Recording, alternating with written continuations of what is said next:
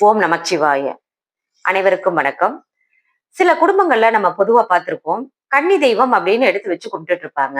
கன்னி தெய்வம் அப்படின்னா என்னன்னு பார்த்தீங்கன்னா, அந்த குடும்பத்துல ஒரு சின்ன பெண் குழந்தை வந்து கல்யாணம் ஆகாம, பெரிய மனுஷி ஆகாம இறந்திருப்பாங்க.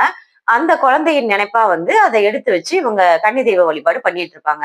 அப்ப ஜாதக ரீதியா கன்னி தெய்வ தோஷம், கன்னி தெய்வ வழிபாடு யாரெல்லாம் பண்ணணும் அப்படிங்கறத எப்படி தெரிஞ்சுக்கிறது அப்படின்னு பார்த்தீங்கன்னா, சுக்கிரன் வந்து கும்பம், விருச்சகம், சிம்மம் அப்படிங்கிற இந்த 3 ராசிகள்ல இருக்கும் பொழுதும், அதோடு அந்த ஜாதகருடைய பாதகாதிபதி 6, 8, 12 அதிபதி சுக்கிரனோட சேர்ந்திருக்கும் பொழுதும், இவங்க கன்னி தெய்வ தோஷம் இவங்களுக்கு இருக்கு. கன்னி தெய்வ வழிபாடு அவங்க செய்யணும் அப்படிங்கிறத நம்ம பலனா எடுத்து சொல்லலாம்.